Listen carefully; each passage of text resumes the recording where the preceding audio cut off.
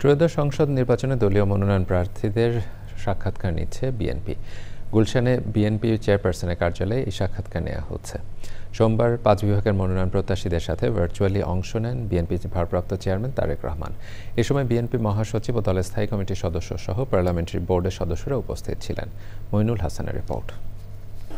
ত্রয়োদশ জাতীয় সংসদ নির্বাচন সামনে রেখে চলতি মাসে 200 আসনে একক প্রার্থীকে সবুজ সংকেত দেওয়ার চেষ্টায় বিএনপি।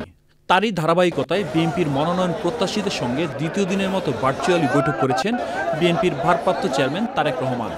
সোমবার বরিশাল, খুলনা, সিলেট, রাজশাহী এবং ঢাকা বিভাগের মনোনয়ন প্রত্যাশীরা সাক্ষাৎকারে অংশ নেন। সাক্ষাৎকারের সময় নির্বাচনে ঐক্যবদ্ধভাবে কাজ করতে মনোনয়ন প্রত্যাশীদের পরামর্শ দেওয়া হয়েছে। আমাদের ছেলেমেয়েরা যাতে পৃথিবীর সাথে কম্পিটিশন করে টিকে থাকতে পারে, নিজেদেরকে এস্টাবলিশ করতে পারে, শিক্ষার মান বৃদ্ধি করব এবং যোগ্য শিক্ষার ব্যবস্থা চালু করব।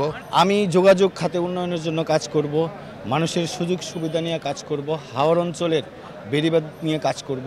মেহেন্দিগঞ্জের সাথে বরিশাল যাতে সড়ক পথে যোগাযোগ হয় সেই ব্যবস্থা করব। রাজনীতিটা শুধু মনোনয়ন পেলেই না, রাজনীতি জনগণের জন্য কাজ করা।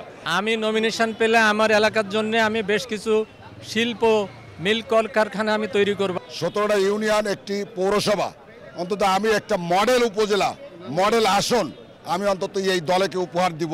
যোগাযোগ এবং শিক্ষা অগ্রাধিকার দিব। প্রাণের দাবি জনগণের যেগুলো আছে সেগুলোকে গুরুত্ব মনে করে সেই কাজগুলো সবার আগে করব।